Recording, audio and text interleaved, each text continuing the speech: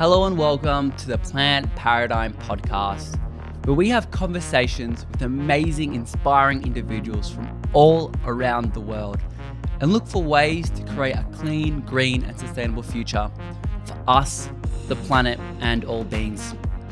I'm your host, Tom Simak, a fellow plant eater who strives to optimize every living ecosystem. Passionate about looking after this beautiful floating rock we call home, all the lovely creatures that dwell among it. Today's episode is with my good friend Mitch and centers around barefoot running and living. It's something I've really gotten into recently, and I might have mentioned it a few times on either this podcast or the ones that I'm guests on. It is a huge passion.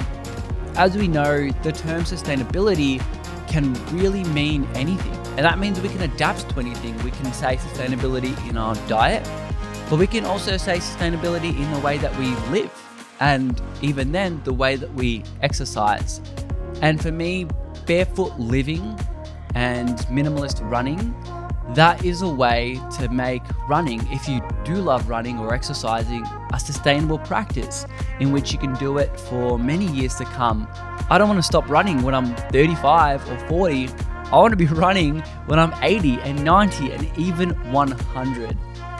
That's why I was super stoked to have this conversation with Mitch. Me and Mitch talk about this all the time on Instagram and exchange tips and advice, and he is a beast. He's a vegan athlete and has been running and training barefoot for just about a year, but first got his Vibrams about 4 years ago. So he was on it before a lot of other people were. Barefoot running really has a lot of science to show for it.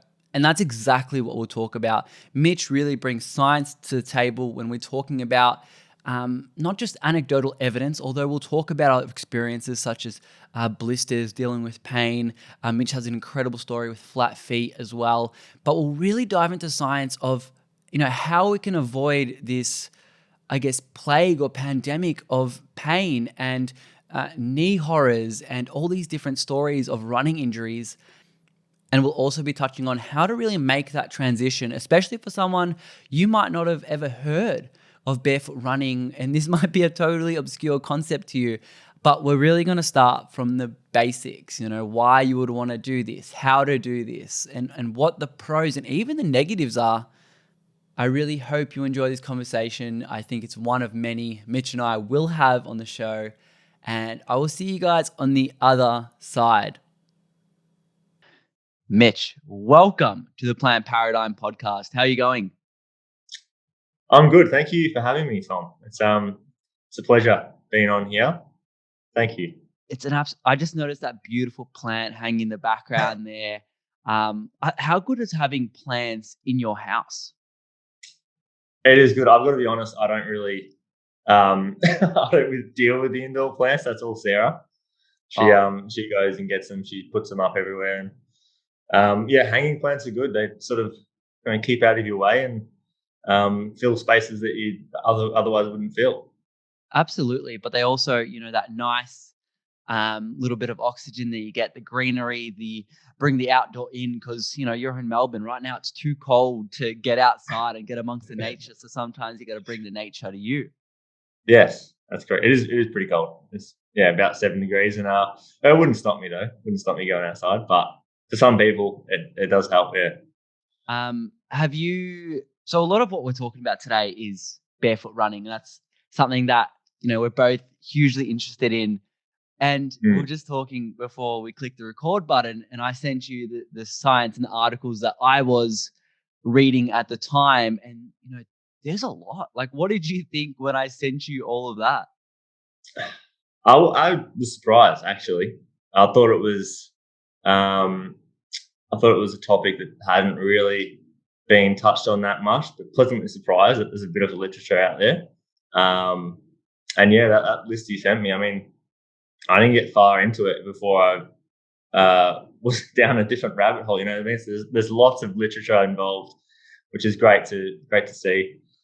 And it's just surprising but awesome. Absolutely. I find with things that like let's like with veganism, for example, in the space of nutrition, there's so many gray areas you can kind of argue back and forth for a long time. And I found it just like you, like super interesting when I delved into like the barefoot running, minimalist shoe, like the biomechanics and all that sort of hype around there. I'm like, holy crap, I actually can't find a single resource that says this has a much greater negative impact on your body than running shoe would, or with those conventional supporting shoes. So I found that absolutely shocking. So there's so much of it that we'll dive into, and I know there's too much to even memorize. But another thing I've been thinking about is you just posted about nasal breathing, Tony Riddle's video. Have you Yes, tried nasal breathing and running? I have. It's hard, in my opinion. But I'm an asthmatic, so Right. I've been dealing with asthma my whole life. But yeah, I think it's good. I'm going to get into it again.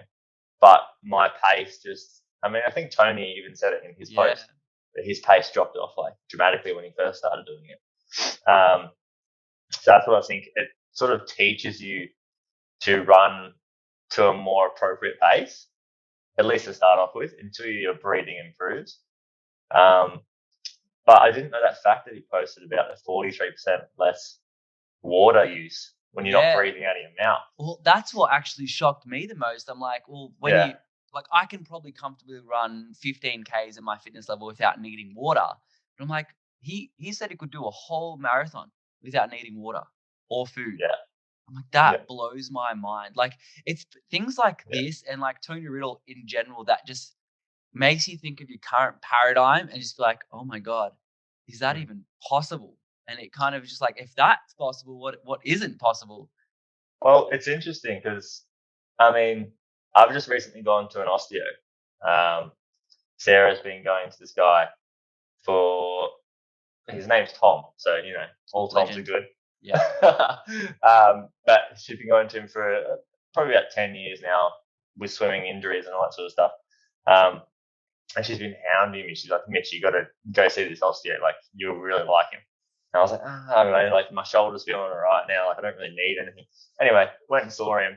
And he's a big supporter of the barefoot movement. He hasn't eaten animal products in 20 years either.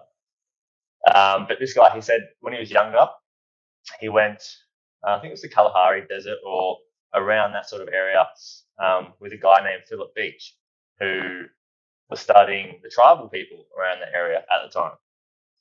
And they said that these tribal people, they're 4.5 feet, 5 feet max, like they're super small, but they have huge hobbit feet, like disproportionately big feet, like chunky, big hobbit feet. And him and Philip were like, what's going on? Why are their feet so weird looking, like disproportionate, like huge and strong, like bigger than the quad, you know what I mean? Like just ridiculous. And then they had I think it was like every 2 months they'd go for this hunt, right? So they wouldn't eat that much meat, but every 2 months they'd go for this hunt. And they'd run, like sprint like 10 Ks, right? And they're tracking down these wild bison, yeah? And the animal would look at them once they get close, look at them, and then run off. And they'd have to run another 10 Ks, look at them, run off. And they'd end up running 50, 60 Ks just to tire this animal out before they could surround it and obviously kill it. And, doing something like that, you wouldn't stop for a water break. You can't. Otherwise, you lose the catch. Yeah. So it makes sense that we're meant to be efficient enough to not need food or water to be able to run. So it's an interesting story, and it sort of ties in with what Tony's saying. That's crazy. I'm really curious as to trying nasal breathing because it gets really hard. Like after like even like 5, maybe 10 Ks, you're just like, I'm just going to breathe through my mouth because it's easier. And I don't even know if the science is there to say that we get more oxygen that way. It just feels a lot more comfortable. But he said like his mileage went from like, I think it was like a 8 mile per K average down to a 10 mile per K. 10. Yeah. 10 minutes. 10 minutes. 10 minutes a mile. Sorry. Yeah. Yeah. And then it went back up after getting used to it, and now he doesn't need Mm. like that. That just is stunning, but it kind of makes sense in your story on like the Sahara and the tribal people. And if you speak to any anthropologist who studies like these old people, Mm. or when I say old people, historical humans, they're all Mm. barefoot, and we actually don't have to look that far. Like we only look 50 years ago, we were running barefoot or with minimalistic shoes or with sandals. And this is like professional Mm. athletes as well. You look at the Olympic Games, all the runners were in either barefoot or minimalistic shoes, which is pretty much like a piece of leather strapped to the bottom of their shoe with like a thread that Yeah. just keeps it together. Like this, it's just so recent, but it's just so strange how it's not. Somehow we've identified it as this is unhealthy. Yeah. It's interesting you touched on the Olympians, like the first black African to win an Olympic medal. Abibi Bikila in 1960 won an Olympic gold in bare feet doing track stuff. So that's the first black African to win an Olympic medal doing it bare feet. And it's 50, 60 years ago. It's not that far, like you said. But yeah, super interesting. It's a lot deeper than we can touch on in one podcast. But I mean, even just our grandparents, being able to sit on the floor a lot easier. And our parents, well, at least my parents, not able to do that now. And our generation even is going to be even worse when we're older. So just little things like those natural movements. That guy Philip Beach that I just told the story about, he's an osteopath, but he's also into Chinese medicine, and he talks about archetypes a lot and how we have our body needs to move a certain way, and it's very interesting stuff. How did you initially come across the natural lifestyle or the barefoot movement? I was working at a gym, and we had a guy. He's pretty big on Instagram now.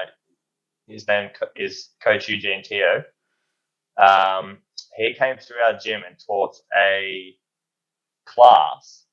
I don't think it was specifically barefoot stuff, but it was movement based things. And it was about 20 personal trainers in the class. And he had Vibrant 5 fingers on. And he was, he's about 5'3", 5'4" maybe. So he's a small Asian guy, massive legs, massive calves, and I mean my calves have never been that great. And we went through a lot of stuff. He got us to take our shoes off, went around the room, saw my feet, and he said, "Oh, I would have fun with you because my feet, they're flat feet at the time. They weren't that strong. Just very very bad performance wise." And yeah, at the end of the class, I went up to him, "Look, would you recommend those shoes?" And he said 100%. And he didn't care that I had flat feet, wasn't like, "Oh no, you need support, you need arch support, whatever else." It's like, "No, you need these shoes." So I got them, and started wearing Vibrams around the gym, and everyone was making fun of me because they looked funny, especially 4 years ago. They weren't. I know. I'm thinking 4 years ago, they were like, I remember seeing Vibrams for the first time, and I'm just like, what the hell is that? Yeah, they were like khaki colored, and it wasn't pretty. So yeah, I started wearing Vibrams at work. I remember when I went for my first run in a pair. I did like a 1 kilometer on grass around an oval. My calves were shot for a week. I'm so shocked that you did a K. Like that is so much. Yeah, it's interesting. It's interesting because now can run. I did 10 yesterday on concrete in Vibrams, and it was normal. So it's interesting how the legs adapt. But yeah, that first kilometer was tough, man, in the barefoot shoes. No, I totally feel that. The transition has to be incredibly slow. Like I can do, like the other day when we were chatting, I did the 30 Ks Yeah. That was with the Vivos, which is also another brand that does barefoot shoes. And then this Sunday, I'm tackling a marathon again with the barefoot shoes. And if I were to be completely candid, I think I'm doing the transition too quickly, being too, like, just over a year, maybe a year and a half with the barefoot shoes. Like, Mm. realistically, it should take upwards of 2-3 years, if not double that length. Um, Mm. like, how have you had any strengthening exercises for your feet, like that you've used to transition easier? Yeah, being barefoot, man. So, like, when you That's walk a that's around, do you do like yeah. extra work, like doing calf raises, like anything like that? Not particularly. A lot of massage work, um, foam rolling, getting like little tennis balls and stuff into spots that aren't fun, stuff Oh, like that. Um, but not really any particular strengthening work. It's interesting. I mean, there's a lot of studies out there showing how we lose our intrinsic muscle strength in our feet wearing shoes. Um, so it's only natural that when you stop wearing shoes, that comes back pretty quickly. So in terms of specifically to running and walking, the best thing you can do is to run and walk bare feet, to build that strength up. And like you said, it takes a long time. But no, I haven't found any specific. The body is complex, man. You can't like say, oh, like, do this calf raise. It's gonna help you with your run.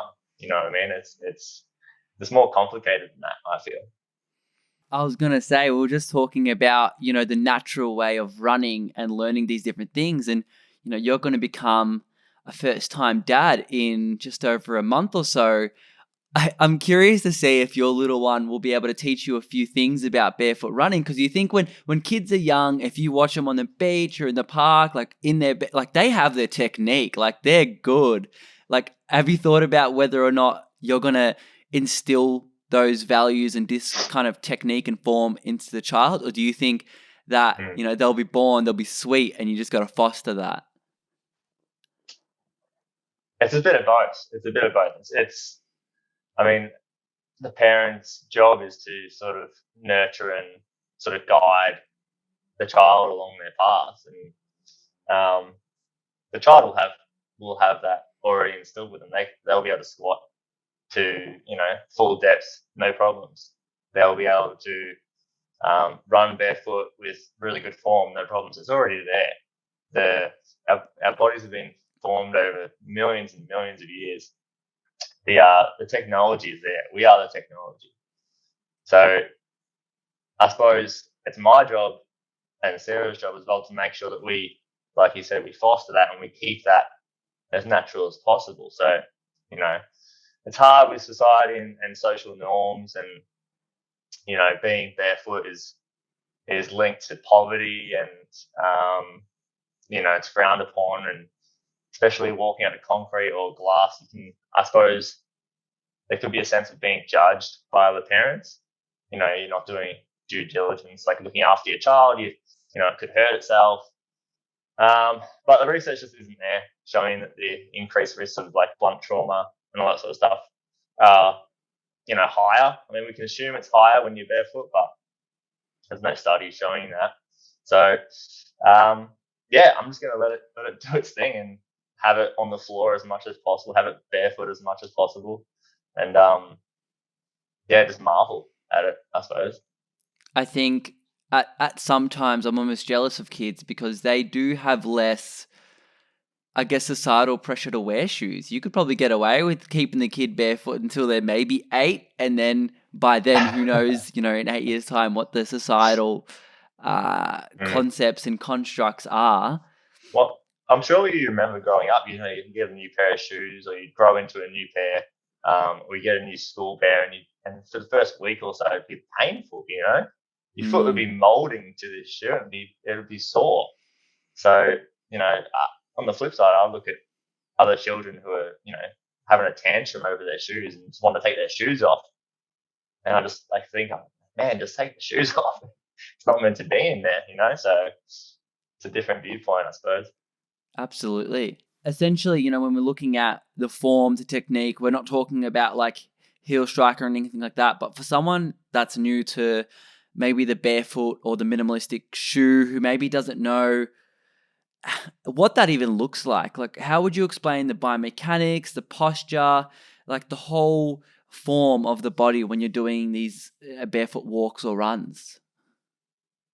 I think it starts with proprioception.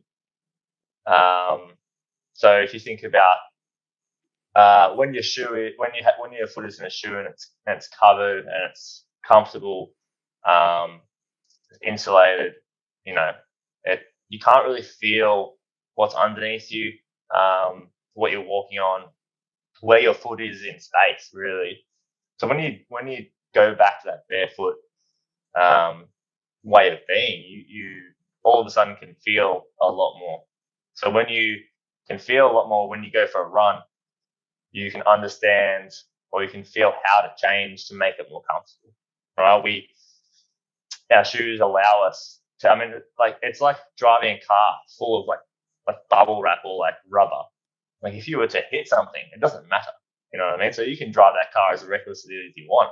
There's no risk Consequence. involved. There's no consequence. Yeah, thank you. Um, so when we take our shoes off, there's all of a sudden there's consequences and there's pain.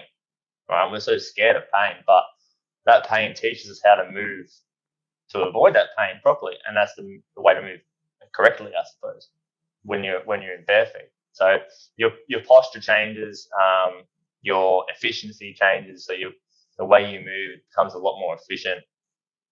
But I think that it all starts with proprioception and feeling where your feet are in space is a big part. I think what's really risky and a bit dangerous with barefoot techniques is having the mentality of how you are with shoed or with rubber soles and taking that technique and not changing it and adapting it when you Mm-hmm. go barefoot. And I think also when it comes to pain that you were talking about, this is different to pain at the gym. Like if you're going and you're working out, you can tell very distinctly, oh, my muscle is fatigued or I'm pulling something, I need to stop. And I think with barefoot, at least what I struggle with anecdotally is knowing, oh, I'm in a lot of pain. Is this pain productive and helping me adapt to this new lifestyle, or is it something I need to stop, reassess, and Mm. go again? Like, have you felt, obviously, besides your calf pain when you first start and you're adapting, have you felt any other pain in like your feet or your ankle? Yeah, I mean, I don't think it's directly correlated with my barefoot. I think it was just part of me having flat feet, and but I've had a little bit of a niggle through the inside of my left ankle. That's fine now. That was sort of early days barefoot. Other than that, not really any injuries. I remember specifically, and I remember it because it's just whether it was just my mindset, but I went back to wearing shoes for one run, so I was like heavy into barefoot. Like at the time, I was using Vivos. I had a pair of Vivos, and then just bare feet for my other runs. So, and it was like my first real, go at doing some programs heavy barefoot, and I was starting to feel. I was like, I'm getting fatigued. Like my muscles are like I'm like what you said before. I'm probably going too fast into it. So I had my next run coming up, and I went back into the shoes because I was like, oh, this will, be good to just relax the muscles a little bit. And I actually ended up hurting my foot, and I was I was out for 3 weeks. The irony. Yeah, I know. And I was like in my head, I was like, I bloody knew it. But that's the only real injury I've had since going to barefoot running, besides skin. The Yeah, skin underneath my blisters. feet, yeah, blisters, skin breaking. The skin underneath your feet is very durable. It's about 600% more durable abrasion wise to your other skin on your body. Really? Oh, well, like, I guess Um, that evolutionarily makes sense. yeah, and also pain wise, you can handle about that much more pain on that skin.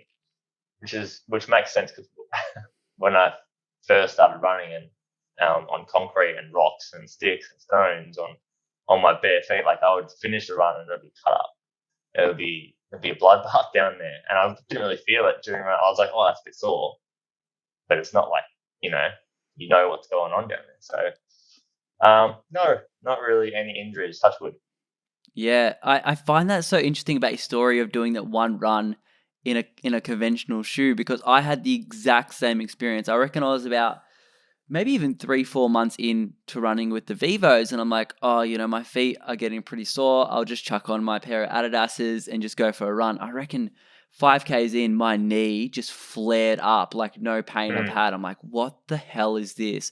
As soon as I just walked home, I'm like, I'm donating these shoes straight away. Like they were perfect condition. I'm like, no chance. I'm copping that pain again. And it's weird, like anecdotally and retrospectively looking back, I wonder if that's my physiology changing, and then that form of forefoot to midfoot strike, they're not working with conventional shoes, which doesn't make sense to me. And I haven't fully analyzed the system, because I see people out running here in the everyone bloody runs here in the Gold Coast. It's insane. And I see people running actually with some people with really good form, like midfoot to forefoot strike, but with conventional shoes. And I'm like, the hell is going on right here? I think it's obviously possible. It's just a biomechanical way of running. So you can do it with shoes on, you can do it without shoes on. I think what happens is subconsciously, when we get tired, when we get fatigued, no matter how hard we try, because there's no proprioceptive feedback of us heel striking. Because if we were to heel strike barefoot, it would bloody hurt. So there's no feedback there. So we can just, could be 2 strides where we go bang bang heel strike, and me and you, we haven't done that in however long, and that's where it could stem from. You know what I mean? So it's so easy for us to think about wanting to do it. We've got shoes on. We're like, oh, we have to do this way, but when you don't have that proprioception, it's so easy to fall back. Yeah, I think what's also really cool, especially about like the proprioception and feeling the surroundings and really, I guess, immersing yourself in the physiology of the natural body is, when we're talking about the beginning, how do you learn the form and the technique? It's actually like, yes, it's a bit of reprogramming in the mindset, but when researchers take professional athletes and amateur athletes and just generally fit people, they put them all on a treadmill in a research lab, bang, all of a sudden the force will change. So less force on the ground because they're using more, they're bobbing more with their strides, increased cadence. Like these are natural things that happen as soon as you get rid of your shoes. And I find that so fascinating. People might not have ever heard of barefoot running before, but you chuck them on a treadmill, either barefoot or minimalist shoes, their form changes straight away. That blows my mind. Yeah, it's fascinating. It's fascinating. There's a couple of studies out there that show an increased amount of force production with barefoot running versus shoe. And you delve into the studies a bit deeper, and their barefoot participants were forced to heel strike. Right. Which is, like, in the methodology, it states like their participants heel strike, which one is obviously going to increase the forces through their running, but 2, it's the unnatural way to run barefoot. Like you just said, everyone that you take your shoes off, the natural gait changes, and it changes to mid to forefoot just straight away. So yeah, it's fascinating. It is fascinating. We're all wired to do it. We're made to do it. Yeah, absolutely. It just blows my mind that I guess you could say that barefoot running or minimalist shoes is kind of blowing up recently, but I actually didn't know that it was such a big thing in the 1900s. And when we're looking logically and at all these studies, you look at how much we've developed the common shoe. Like, over the last 50 years, like Nike and Adidas have like these ultimate technologies, these ultra boosts and the springy shoes. But what hasn't changed? Our injury rate since the 1970s, completely the same. Apparently, the whole shoe has evolved to become better, but injury rate actually hasn't changed at all. In fact, Yeah. depending on which study you look at, 50 to 80% of all runners have injuries. How is that possible? And this is the mental framework and the things that blew my mind when I was starting to look into it. Like, why are we trusting this shoe, and why are we thinking barefoot is bad if these shoes have actually not really benefited us in as many ways as we maybe think they have? Yeah. Yeah. It is fascinating. I mean, you would understand it through veganism and plant-based eating. A lot of issues in society are sort of wrapped around and sort of band-aided. You put a band-aid on. This shoe's more comfortable. You'll be able to run longer. You won't get blisters. It's lighter. It's this. It's that. Whatever it is, it's all not addressing the issue. And the issue is athletes not being able to feel where their feet are. Imagine trying to rock climb with heavy, like thick, like padded, insulated gloves on. Like you wouldn't be able to grip the rocks. You wouldn't be able to. So it's taking away the functionality of the foot, but it's also taking away your awareness, and that's the real issue. And you have these shoes that are so comfortable and so light and so springy, and actually adding, energy into your stride to those new Nikes and the stuff that Olympians are wearing now. Actually adding energy so you can, increase your times. It makes people run more, and they're still running the same, and it's the wrong way to run. That's the bottom line. Yeah, it's so interesting when it comes to like what you mentioned before, which is actually what I thought for a long time, which is these shoes help you run longer. Like if you Mm. think about people, like running a marathon is one thing, but there's races out there that are 100Ks, 300Ks. Even I think the longest one I'm aware of is a 350-mile Moab run. And Yeah. you think You for think of three, David Goggins. yeah, well, no, yeah, actually, that Italian vegan guy won that year. But yeah, this year I think it was this vegan guy won. I'm like, yes, that's right. But you think like surely you need these supportive shoes to run longer, but then your framework, or my framework at least for longer, really changed. It's like, what does longer mean?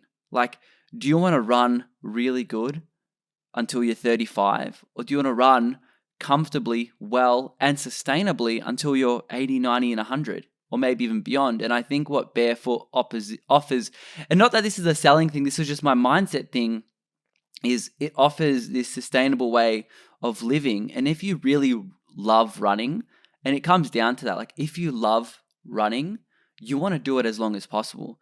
You don't want to Mm. just run when you're young and then complain about knee pain for the rest of your life. You want to find a way to run like for a long time and Yeah. without injury. And just for the record, I'm not saying, and I think we're neither of us are saying, go into your cupboard, throw out all of your shoes and just ditch it all, because that's just not like, I would definitely not recommend doing that. It's like I said, a slow transition, and I see myself transitioning for maybe even 7 to 10 years. Like it takes a long time to relearn and rewild your body. If you've been on this planet for a while, like it takes time. And when we're looking at it, and there was a study I sent through to you that actually backed this claim up exactly, which was from the Brigham Young University, that looked at two groups of people with they gave them Vibrams, and the other group was just a conventional running shoe. And it was just a small group of people, 20 people in each group, so it wasn't a huge number, but statistically 50% of the group with the Vibrams actually got an injury, whereas only one person from the other group got an injury. So that's a 50% injury rate. And they didn't declare barefoot running is hazardous or anything like that. This was only a Yeah. 12-week study. What they concluded with is, if you want to transition to barefoot shoes, you need it. And if you're currently a runner or someone who likes to exercise, you need to straight away drop your mileage and just transition slowly. Like I know Yeah. Rich Roll runs once a week or twice a week with his Vivos or whatever he uses now, and then the rest with conventional shoes. And it's that transition that I think is Mm. extremely important. Yeah, absolutely. And I think it's something that I forget about as well. Now that I'm where I'm at, I'm doing, 30, 35 Ks a week of, pure barefoot / in my Vibrams. And I take that for granted. Go back to that story of my first K where I was shot afterwards. I've forgotten how long it has taken me to get to this point. And, while Vibrams and Vivos are great and they take different aspects of the barefoot condition into consideration, it's still not a barefoot condition as well. So I think that's important to understand too, to get the most benefit out of this and to get the best intrinsic muscle development, to some cases, even get slight arch back in your feet. So I've got flat feet. I'm not sure if you saw the studies regarding flat feet, but that's another interesting topic. But the barefoot condition is the best condition to rewild. So if people are doing this journey or starting this journey, that's the best place to start. And Vivos and Vibrams and other barefoot minimalist shoes help for sure. But if you want to get the maximum out of it, stay barefoot. So with flat feet, I have flat feet. I don't know if I still do actually. Like it looks very flat, but I don't feel the pain. So I almost forget that I had flat feet. I remember vividly when I was younger, like I never understood what it was. I could not even, I'd walk like maybe 2Ks and I would, like when I was a kid, I'd drop to the floor and I'm in so much pain. Like it is incredibly painful, flat feet. And even like that correlates really well with shin splints.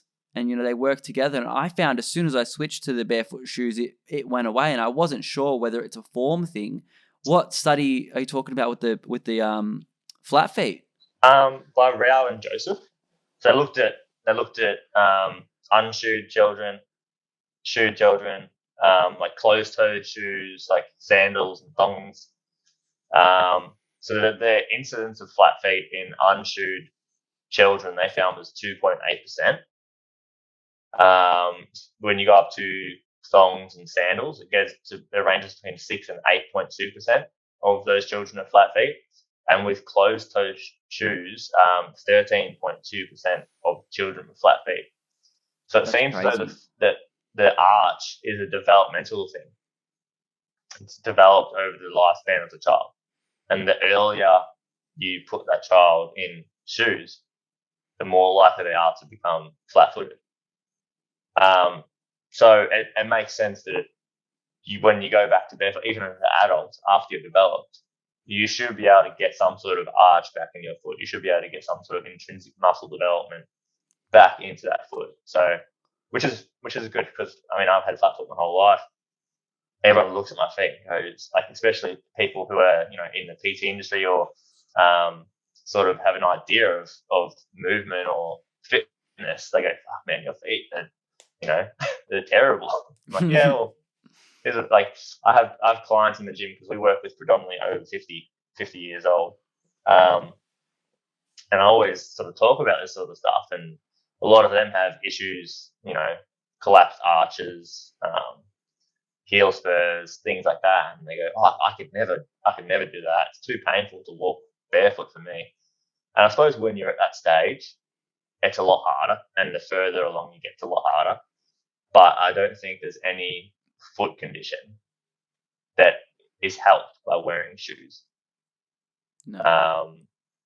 It blows my mind that someone with less support in their foot goes in to see a specialist and they come out with just more support for that foot externally. They don't look at how to fix it naturally. And it's frustrating times. I think that plays really well into this thing I heard. I forgot who I was listening to that talked about it, and the analogy goes something like, if you get injured and you break your arm and you go to the hospital, it's broken, you got to wear a cast. You never go to the hospital and they're like, "You're gonna have to actually wear this cast for the rest of your life. We can't rehab it really. Like, you're just gonna have to live with it. Like, you're good with your other arm, right? Like, you're okay.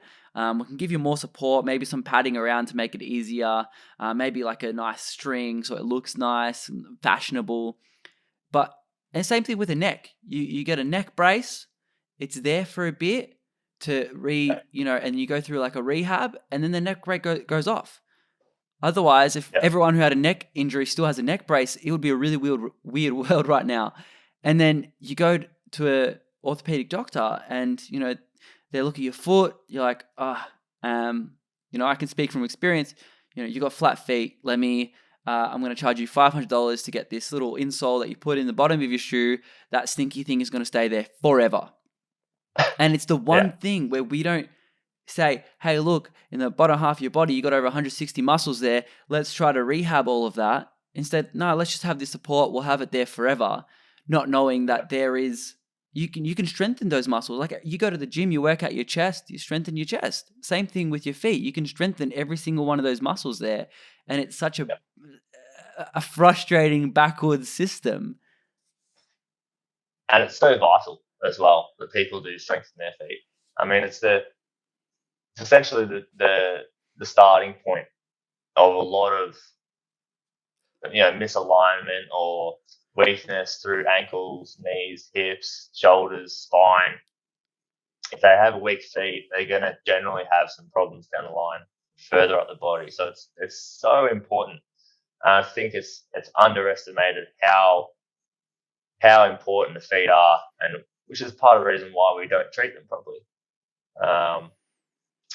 But yeah, there's a lot of different aspects to why there's a lot of shoes going around in society. Have you before you touched on blisters, like, how do you deal with blisters? Is that because that's, at the end of the day, that's the one really painful part in getting used to flat feet shoes. At least I can say that. Yeah. It can be quite painful, and especially if you don't know how to deal with them. Like, eventually I've noticed my blisters have gone less and less and less, and now they kind of just have calloused up and become quite hard, which makes running a lot easier. How do you deal with your blisters? Well, I try not to get them in the first place. It's very hard. If I'm running, I haven't ran concrete like stick stones and that sort of stuff for a while. I just use my Vibram. So,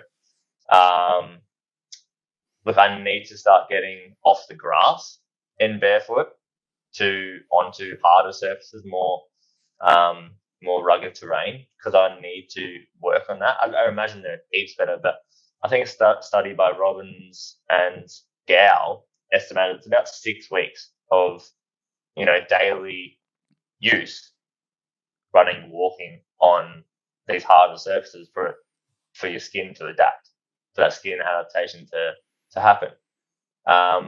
So it's about 6 weeks of you getting blisters and getting cuts and bleeding and all that sort of stuff, unless you try and really focus on not pushing it that far. But I mean, it's going to happen. It's a part of it. Like I said, people are afraid of pain.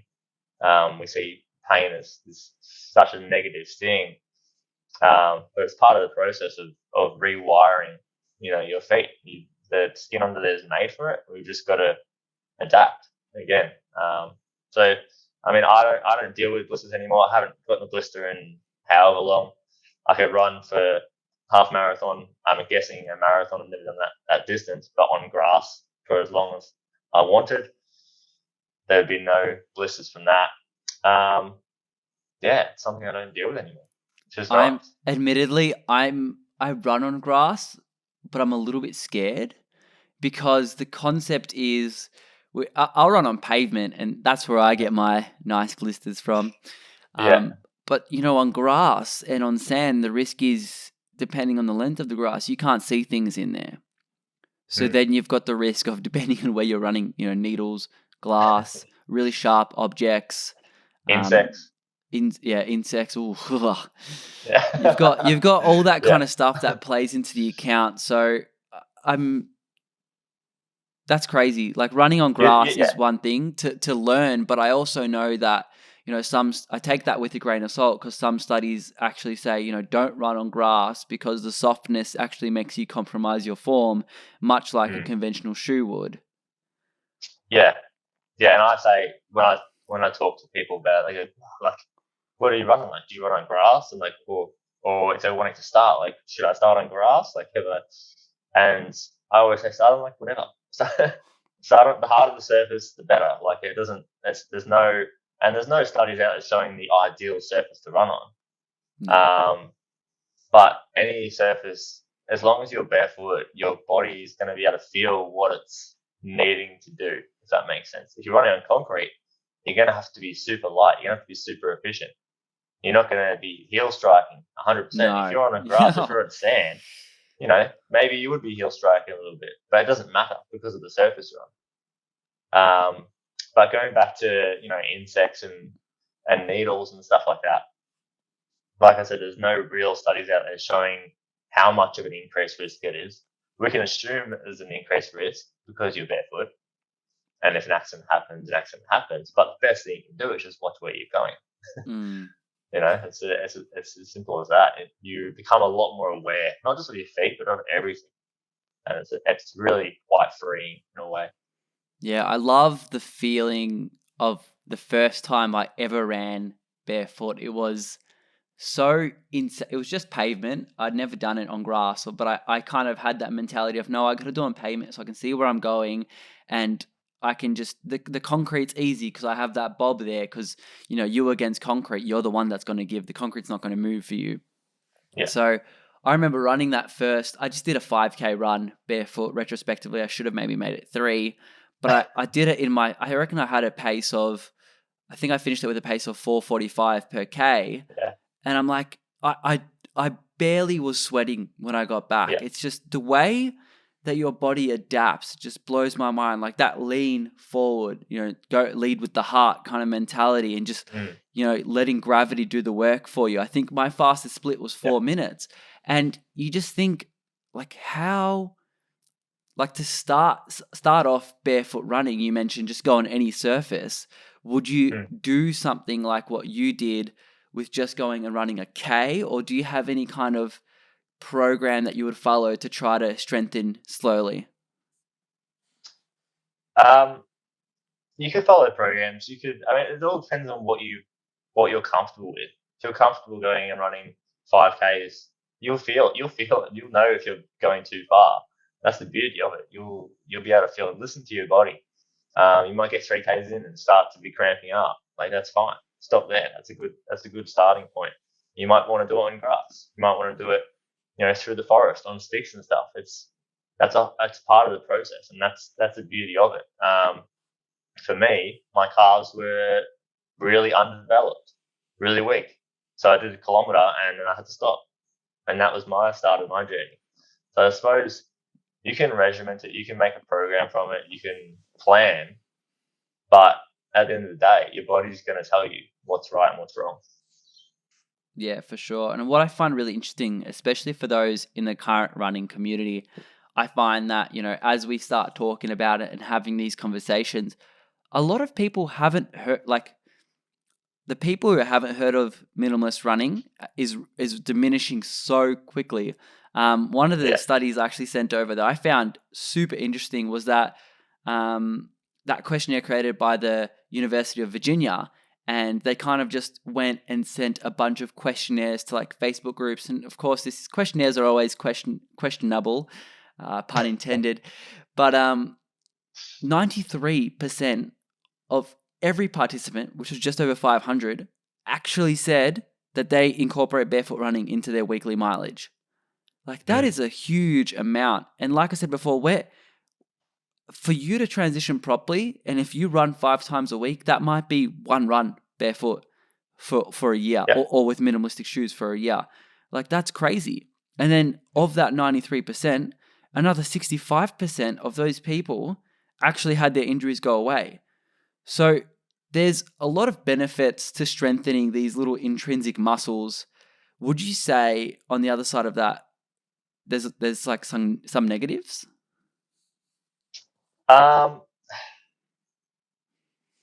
People look at you funny. that's a negative. Deal with judgment. Look, there's some negatives.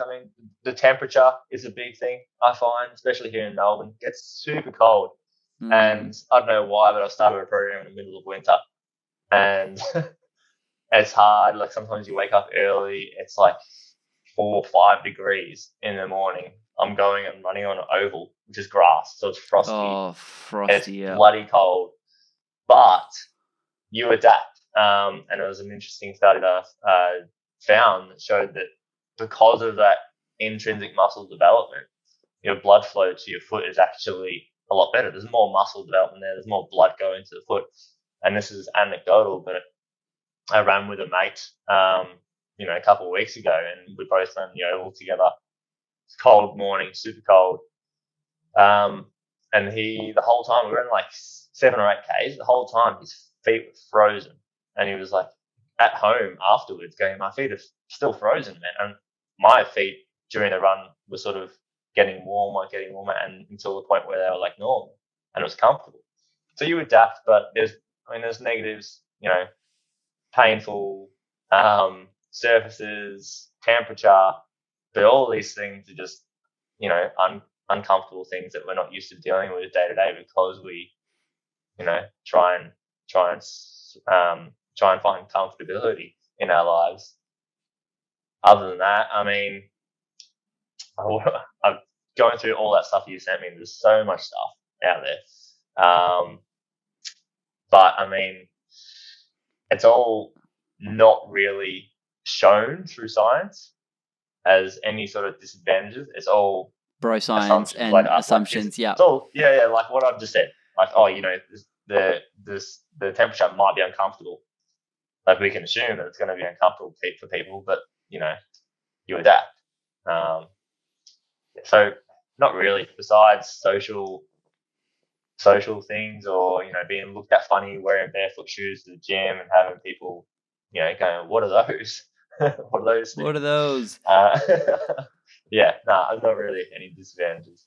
I think a big one, kind of tail backing on what you're talking about and how we kind of learn about all this. I think the not really knowing how to do it, I think, is a negative. Like, especially because this is still an up and coming thing. It's not negative about running barefoot, but I would say, if you don't know how to do it and you don't educate yourself properly and you transition incorrectly, there's a lot of pain and injuries on the other side of that wall that you could easily avoid. And I guess the negative there will disassemble whilst the concept of barefoot running gains a lot more popularity.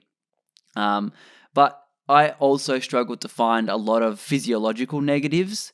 It was purely, again, like social, but running on cold, that is I don't know if I'm willing to do that again. The one time I did it the other week, and this is in Gold Coast, like it's pretty warm here all the time, but one morning it was like 7 degrees or something, like 60. It was a bit nippy, and I started running, and I was 3K in, completely barefoot. I'm like, I just cannot feel my feet, like at all. And the problem I found with that was that the proprioception that I knew and trusted was gone. Yeah. And if you're running with bad form on pavement, that can be painful for blisters because the friction is what causes the blisters. In my case, contact time on the ground, all that sort of stuff. Yeah. all that stuff. So, that meant that I had to compromise my form a little bit.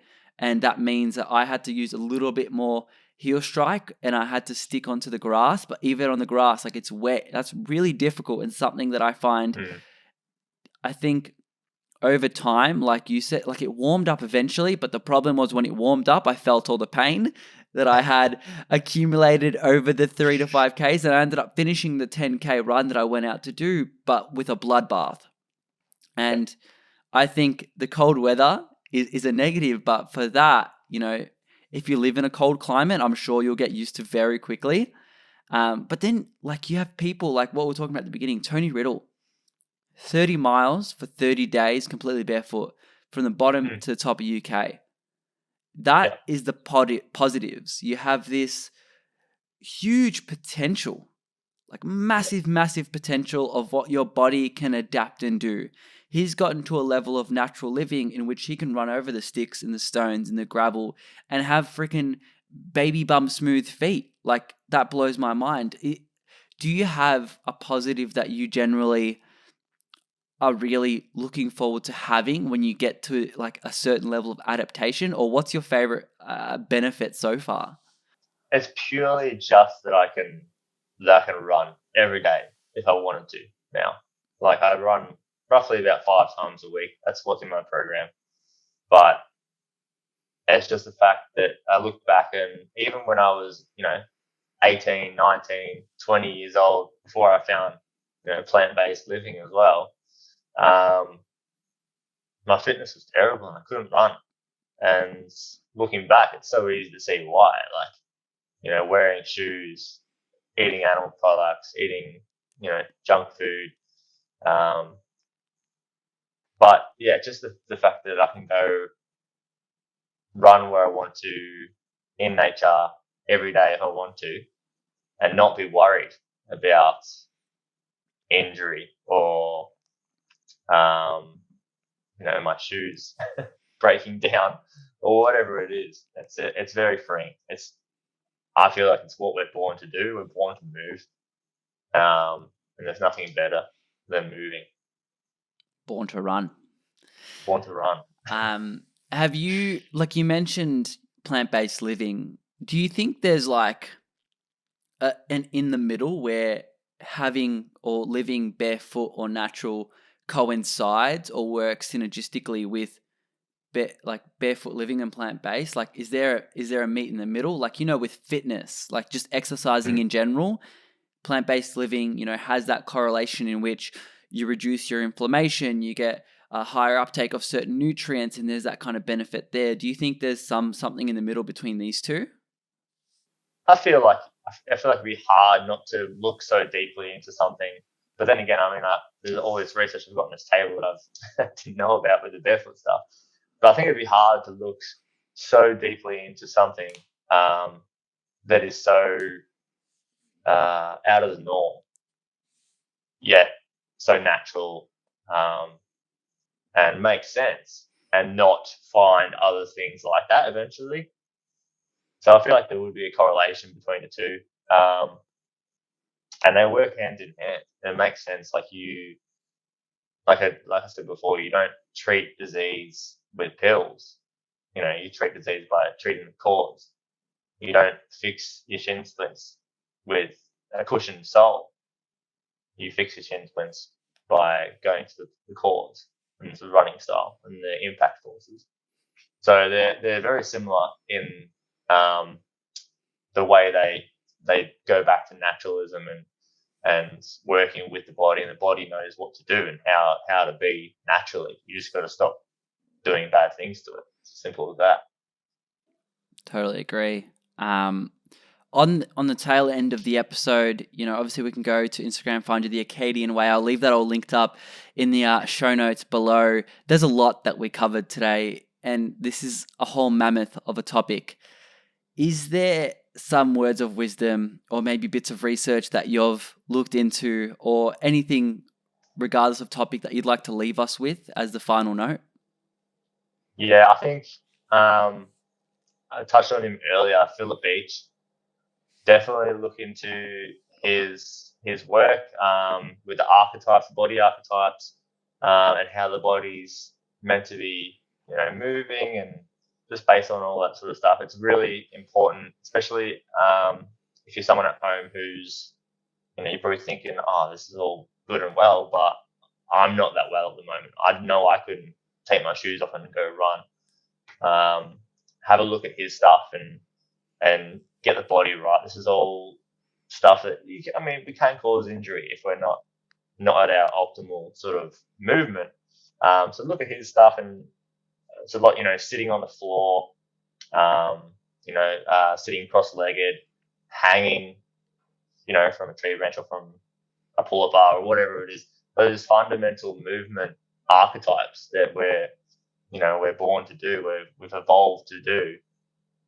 Get into those, and once they become super comfortable, then you can start to look at things like barefoot running and all of that sort of stuff. But when you get into it, like, just have fun with it and listen to your body, pretty much. Totally love that. Definitely have fun with it. It is a way and an opportunity and a tool and a mechanism for you to run more, live more, and enjoy your life, so that when you're, 80 and 90 and 100 and 150, you're still living and you're being there, for your kids and being able to run with your grandkids maybe, or whatever that might look like for you. But I wanted to finish off with a thank you and appreciation for you, Mitch. Firstly, for coming on, having this conversation, super enjoyable, very important, I think, grossly under talked about, but also thanking you for what you do in the space of plant-based eating and talking about nutrition. You're obviously rocking the nutritionfacts.org shirt. It's something that is a platform for people to learn about nutrition, and I know help the animals a lot and help the environment. And you're clearly someone who cares about the longevity and the health of all these systems. And I can't wait to see you be a dad, mate. All the absolute best, and I will see you on the flip side. Thank you for having me, Tom. That's a big wrap up, but I appreciate it. I really do. I hope you enjoyed this conversation between Mitch and I.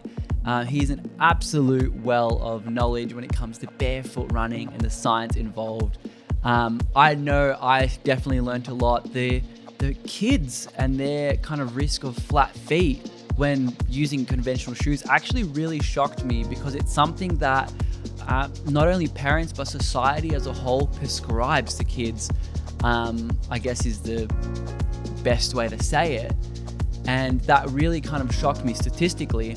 And as we were talking about, the science is crazy. Like, having dug into hours and hours of research, there really isn't many negatives. The only negatives, like we talked about, is not doing it right, or things like society, people looking at you, or maybe the cold weather, which isn't really anything wrong with the running form or the style. Thank you once again to Mitch for coming on and having this conversation. If you want to connect with him, you can head over to Instagram and follow him at The Arcadian Way. I'll also leave it linked in the show notes. While you're there, of course, follow plant.paradigm. And if you guys want different topics, maybe if you want to hear more about Flatfeet running or different sustainability topics or waste management, shoot me a message on Instagram. I always love hearing from you guys. And some of you have been suggesting people for me to interview, like different athletes and scientists and so forth. So I really appreciate the messages. But that is all from me today. Until next time, eat plants, stay happy. Peace.